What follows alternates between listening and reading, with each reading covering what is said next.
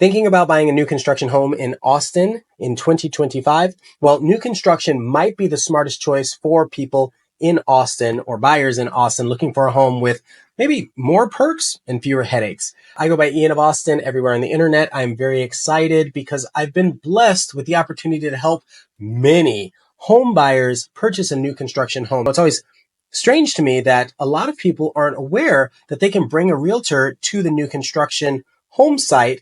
In fact, they have to do it first. And one of the great aspects of that is I happen to have relationships because I've done a lot of new construction sales. And so that often gives me a chance to leverage those relationships to help the buyer win in the new construction process. In fact, I think some people also think that they can get a better deal if they don't have a realtor when they're going to the new construction home. However, that's rarely the case. In fact, with the good builders, they love working with realtors. And so it makes the process so much more smooth. So let's talk about some of the options and things that make a new construction home, especially in the Austin, Texas area, maybe a better buy than a resale home. So let's start with the options. Like I had mentioned, many new construction communities, they let you personalize finishes, colors, layouts. So you're not just buying a house, you're creating a space that's entirely your own. Now, that's not for everybody, especially when you go to resell it. If you pick purple walls, the people that are buying your house, it's a low probability that they'll like it. However, it's easy for you to change that later. And so you can customize this to your own content, usually through the builder. And you can say, hey, I want this color, I want this type of doorknobs. You can do all those types of things. And so Austin builders, now they're offering upgrades and customizable options, letting you build a home that fits your tastes and lifestyle. And so imagine you could have it all done at the builder before you move in day one in some scenarios. And a lot of times they're giving incentives on that. We'll talk more about that in a few. So the next thing is you can get something that's modern and more energy efficient and have additional tech integration. So especially new homes in 2025, they come equipped with energy efficient appliances. If the builder does that, not all of them do. And if they do, they might have a little bit of a markup on those appliances, but you're paying for that convenience. But you can also get advanced insulation, maybe spray foam insulation, something like that. And the smart tech features like smart thermostats, security systems can save you time and money on utilities. Those double pane windows, the energy efficient things with the gas inside the windows, all of that does help when it comes to this kind of extreme heat in the Austin, Texas area. And so these energy efficient builds often mean lower utility bills, which is crucial in Austin's warm climate. Another thing that's kind of a big win for some people is the amount of repairs and maintenance, often being less. So buying new means your appliances, your HVAC systems, and your roof are all brand new. I've got to give it air quotes because once you move in, it's not new. Or if it's been sitting there for 3 days, technically it's not new. It's 3 days old. And so realtors can get in a lot of trouble for saying that. But it's new to you, right? Which minimizes repair and upkeep. You don't have people walking all over your roof. It hasn't been there going through 20 storms unless that's happened during the build process, but then the builder should rectify that. But with older homes, you might face unexpected repair bills, but new builds in Austin come with warranties, new materials, saving you time, money, and maintenance. And I think that's a big deal, especially if you're buying a new construction home and you don't want to have a lot of the maintenance to handle yourself. The warranty process it can be a little challenging to work with, knowing that you have to wait for them to come and you have to submit the warranty claim and all that. But just the fact that you have the ability to submit the warranty claim versus a resale where you might get 1 year or maybe even 2 years if you're lucky and your realtor negotiates really well. You might get a couple years of a home warranty that the seller is willing to pay for. But after that, you're essentially on your own. I actually have a question. If you have purchased a home anywhere in the United States, how many of you have leveraged a home warranty? Or if you haven't purchased a home yet, what do you know about a home warranty? Have people told you about that? Because I think that's kind of important. I guess warranties in general, builders, when they do offer warranties, they're generally for structural elements, appliances, and even landscaping. I don't think a lot of people know that. You can have landscaping warranties. Even things like the fence around the perimeter of your home, is it stained? Do you have an irrigation system? Do you have, I was going to say foliage, but maybe certain plants or trees? The builder and HOA may require those. And so when they put those in, your tree dies within a couple months, the warranty might replace that. Let's say it dies during a storm, something to that effect. So this means if something breaks in the first few years, you're likely covered, giving you a worry-free start. And so many Austin builders offer these warranties, making it easier to feel secure in your investment. And so a lot of builders will have something like a 1 to 10 warranty. It varies based on the builder and what the warranty actually covers. And it's like any insurance scenario. So 1 year could be like your appliances and cosmetic things within the home. 2 years could be something a little more pertinent, maybe larger appliances, something like that. And then the 10 years could be something like your roof or your foundation if you have any issues there. So the next thing is really kind of important depending on what your lifestyle is, and that is amenities and proximity to a growing area. So new construction often includes access to community amenities like pools, parks, dog-friendly spaces, hiking, biking. It can give you a lifestyle upgrade. I think right now pickleball is a big thing, but sometimes you have tennis courts, basketball courts, also gyms that you can work out at, all sorts of things. Even the amenity center. You can go to an amenity center, maybe rent that out if you have a large party coming to your neighborhood, friends and family coming over, and not having them in your house, but having them close by. Plus, builders are choosing up and coming areas in and around Austin.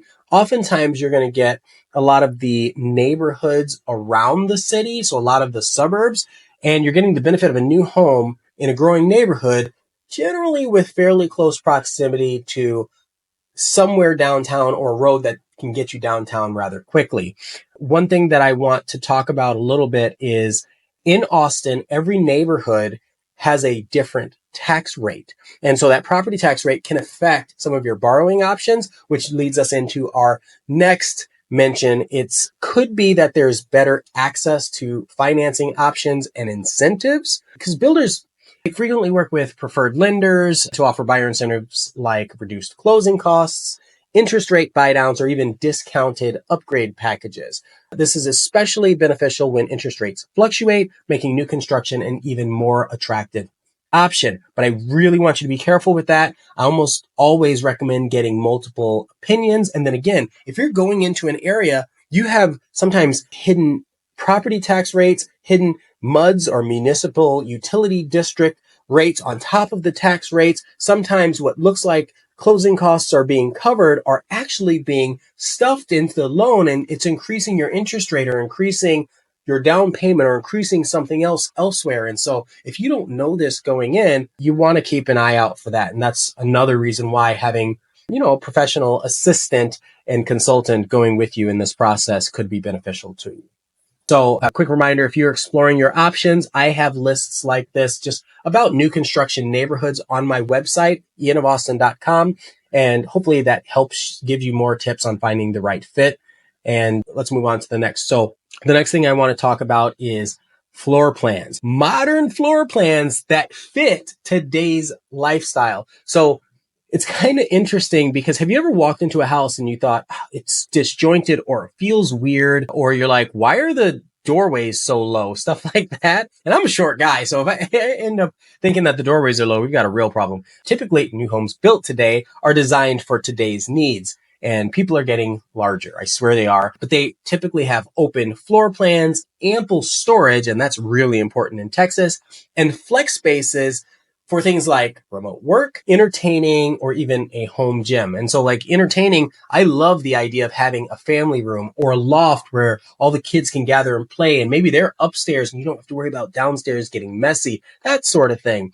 And you won't get that in a lot of older homes, which can be a big plus for today's lifestyle needs. The next thing I want to talk about is higher resale value. And this one can get really tricky. So as Austin grows, new builds in up and coming neighborhoods can increase in value faster than older homes, especially in areas where development is booming. This can mean a solid return if you decide to sell down the line. With the caveat here being, if you're buying a new construction home in a neighborhood that's growing, let's say the neighborhood has, I'll say 10 phases of build time, okay? Each phase taking a year and a half. Well, if something changes in your lifestyle where now you have a change in job or a change in family dynamic and you need to sell this home to move, but it's only been 3 years, you're competing with selling your home with the new construction homes in the area that are still selling in phases 3, 4, 5, 6, 7, 8, whenever that happens. While it often results in a higher resale value, that's over time, where if you end up having to sell in a shorter amount of time, that competition can drive your sales price down.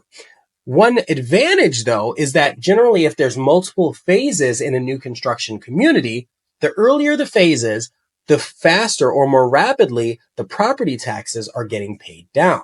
It depends on if there were grants or something that the developer used to borrow money from the city to build up this community.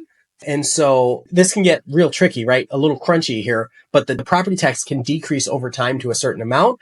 And that means that decrease starts with the first phase of the neighborhood. You're the first phase of the neighborhood. The neighborhood has 10 phases. As you move along, each phase, it decreases a little bit in property taxes. So that could be an advantage over a new phase being built, because you might actually have a lower property tax rate over this home. This home might cost a little bit more, but your home might actually give them competition in that it's a lower monthly payment versus maybe the incentives that the builder are offering. This all becomes a really important conversation when you are deciding to sell with the realtor that you're considering having list your home.